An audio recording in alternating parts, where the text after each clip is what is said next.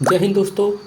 मैं Pradeep last job के इस यूट्यूब चैनल में आप सभी का स्वागत करता हूं। जैसा कि मैंने वादा किया था कि स्टाफ नर्स वाली जो वीडियो थी उसके बाद से मैं आपको ओटीआर पे एक वीडियो बना के दूंगा। One time registration Uttar Pradesh public service commission UPPSC के द्वारा आप जब भी कोई भी फॉर्म भरेंगे तो आपके लिए ओटीआर रजिस्ट्रेशन कंपलसरी है। आपका ओटीआर होना बहुत ही आवश्यक है।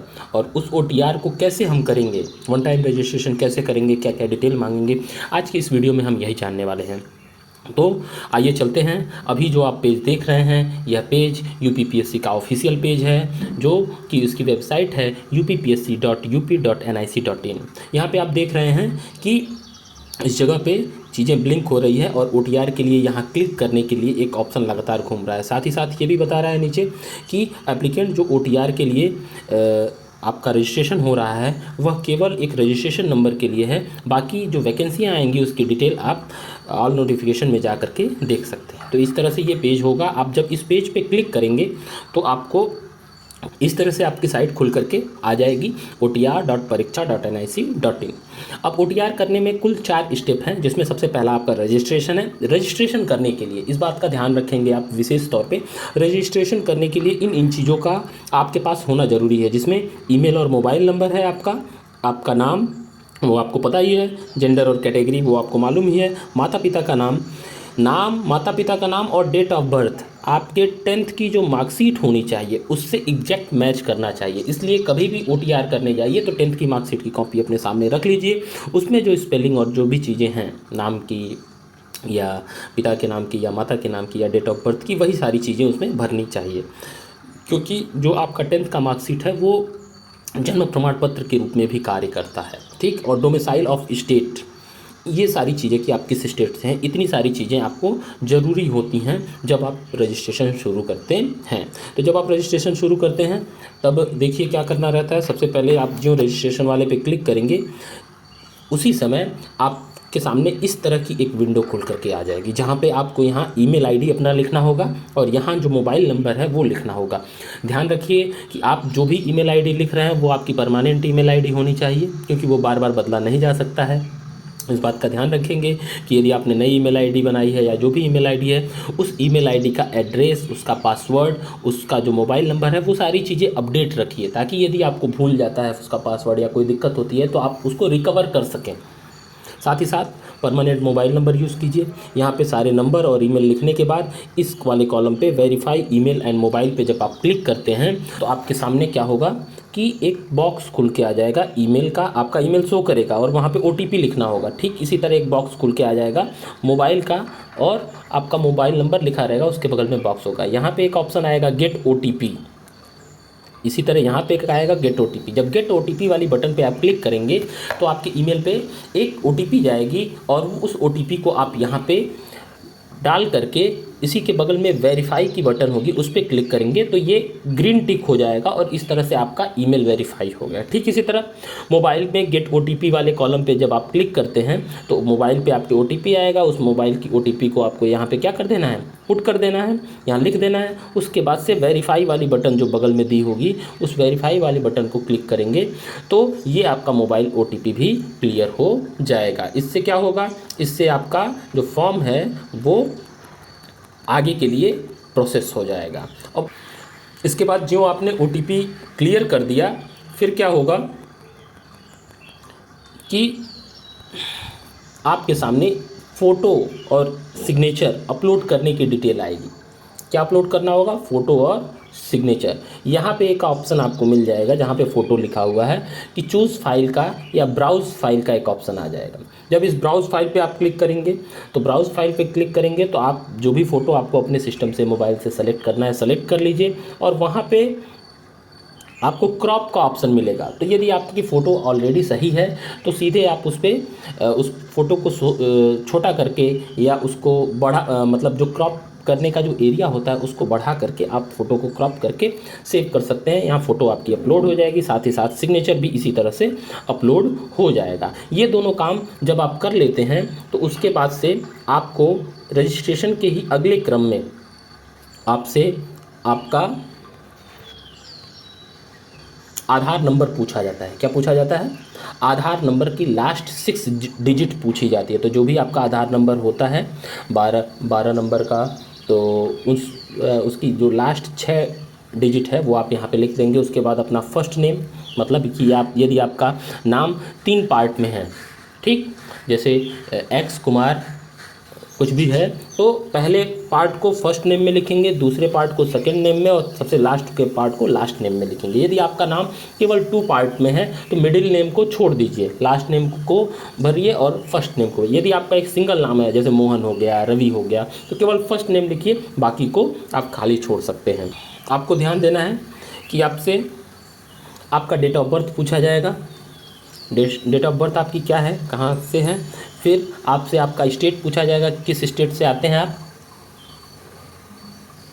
और आपको अपनी कैटेगरी चुननी होगी कि आप जनरल हैं, ओबीसी हैं, एससी हैं, एसटी हैं, क्या है। फिर आपके पिता के नाम में भी ऐसे है, first name, middle name, last name. माता के नाम में भी ऐसे ही है। उसके बाद आपको अपना बोर्ड सेलेक्ट करना होगा कि आपने किस बोर्ड से हाई स्कूल की परीक्षा पास की है, आपका ईयर क्या है, कहाँ से आपने किस साल में आपने 10th की परीक्षा पास की है, और आपका रोल नंबर। साथ ही साथ आप कैप्चा कोड या वेरिफिकेशन कोड डाल करके रजिस्टर वाले कॉलम पे क्लिक कर देंगे। तो इस तरह से आपका रजिस्ट्रेशन हो जाएगा। अब रजिस्ट्रेशन के बाद जो दूसरा कॉलम आता है वह यह है कि आपको लॉगिन करना है। लॉगिन कैसे होगा? तो लॉगिन के लिए 2 तरीके हैं। आप OTP से करना चाहते हैं या पासवर्ड के थ्रू लॉगिन करना चाहते हैं, ठीक। और पहले तो आपको OTP से ही लॉगिन होगा। वहाँ पे आप मोबाइल नंबर या ईमेल आईडी के माध्यम से लॉगिन करेंगे। मोबाइल नंबर लिखेंगे, मोबाइल नंबर पे OTP जाएगा, आप OTP से गेट OTP करके लॉगिन करेंगे। और जो लॉगिन करेंगे आपको न्यू पासवर्ड, रीटाइप पासवर्ड और कैप्चा कोड, इस तरह का एक ऑप्शन मिलेगा जहाँ पे आप अपना खुद का पासवर्ड सेट कर सकते हैं। उस पासवर्ड को सेट करके जब आप सबमिट करेंगे तो आपका पासवर्ड जनरेट हो जाएगा। उस पासवर्ड के थ्रू आप लॉगिन कर सकते हैं। अभी भी ये ध्यान रखिएगा कि OTR नंबर आपको अभी नहीं मिला है। अब लॉगिन पे जा करके आप पासवर्ड के थ्रू भी लॉगिन कर सकते हैं और साथ ही साथ OTP के थ्रू भी लॉगिन कर सकते हैं। तो लॉगिन का काम करने के बाद तीसरा आता है वेरीफाई डिटेल। वेरीफाई डिटेल में एक बार और जब आप लॉगिन कर लेते हैं तो फिर से ईमेल का वेरिफिकेशन होता है।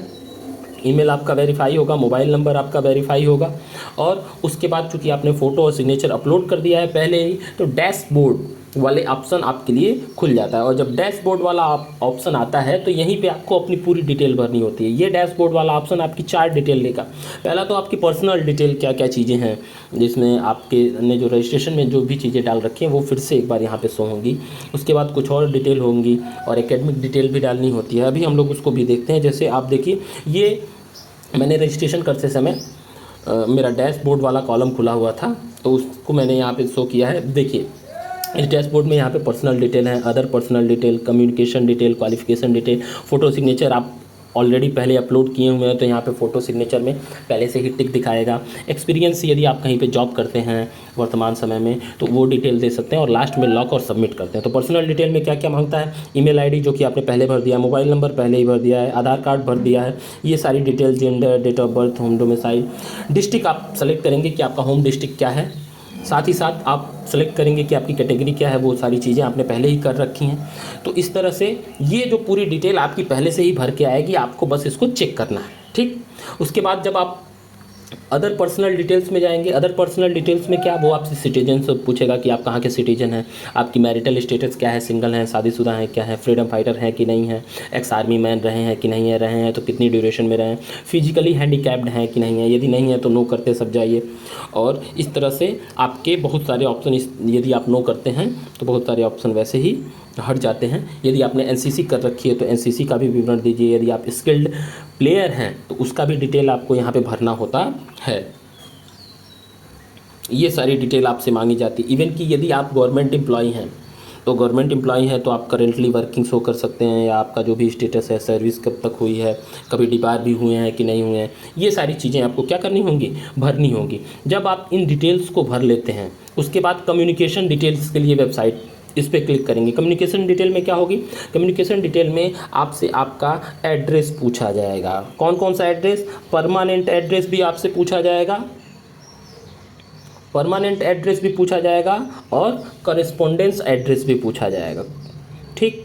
अब एड्रेस भरते समय वो आपसे पूछेंगे कि आप किस स्टेट में रहते हैं, उस स्टेट के किस डिस्ट्रिक्ट में रहते हैं, उस डिस्ट्रिक्ट में किस ब्लॉक में तहसील में रहते हैं, ब्लॉक क्या होगा, ये सारी चीज़ें। इवन कि आपसे आपकी ग्राम सभा ये पूछा जाएगा कि अर्बन है कि रूरल है। तो जो भी डिटेल पूछी जा रही हैं जैसे भी हैं वो बहुत ही ईजी फॉर्मेट में है, उसमें आपको कोई दिक्कत नहीं होने वाली। उसको आप प्रॉपरली क्या करेंगे, भरेंगे। ठीक, उस पूरी डिटेल्स को भरने के बाद आप क्या कर सकते हैं कि आपकी क्वालिफ़िकेशन डिटेल पहले से ही भरी हुई है, या आप उसमें अपना सेलेक्ट कर लेंगे कि आपके ग्रेजुएशन में क्या रहे हैं, क्या क्या चीज़ें आपकी क्वालिफ़िकेशन है वो आप फिलअप करेंगे। फ़ोटो सिग्नेचर पहले से ही अपलोड रहता है। एक्सपीरियंस डिटेल की ज़रूरत नहीं पड़ती है सामान्यतः, यदि है तो आपने यहाँ पे भरा हुआ एक्सपीरियंस डिटेल तो वहाँ पे शो करने लगे। उसके बाद लॉक एंड फाइनल सबमिट वाले ऑप्शन पे जब आप क्लिक करेंगे तो आपका फॉर्म लॉक हो जाएगा, और साथ ही साथ आपको यहाँ पे गेट OTR के लिए एक ऑप्शन देगा। कहाँ पे देगा गेट OTR के लिए, ये आपका लॉगिन, आपका फ़ोटो यहाँ शो करेगा, यहाँ आपका नाम शो करेगा, और यहीं पे गेट OTR के लिए आपको ऑप्शन मिलने लगेंगे, जिसके माध्यम से आप क्या कर सकते हैं, अपने OTR को जनरेट कर सकते हैं। अब जब भी आप फॉर्म भरने के लिए जाएंगे तो आप OTR नंबर आपको आपके मोबाइल नंबर पे, ईमेल पे, दोनों पे आ जाएगा, वहाँ से आप उसको कर सकते हैं। साथ ही साथ एक और चीज़ें हैं, इस चीज़ को देखिए आप, जो बहुत ज़रूरी है वो ये कि आपको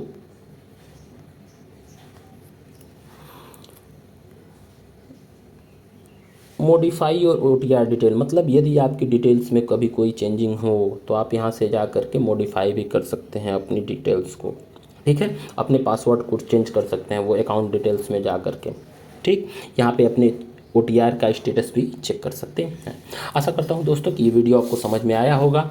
आपको OTR फॉर्म भरते समय कभी भी किसी भी तरह की ज़रूरत पड़ती हो तो आप मुझे कमेंट बॉक्स में कमेंट कर सकते हैं। मैंने अपना पूरा प्रयास किया है कि आपको अच्छे से समझाऊं, और आगे की वीडियो में फिर से मिलते हैं। तब तक के लिए जय हिंद।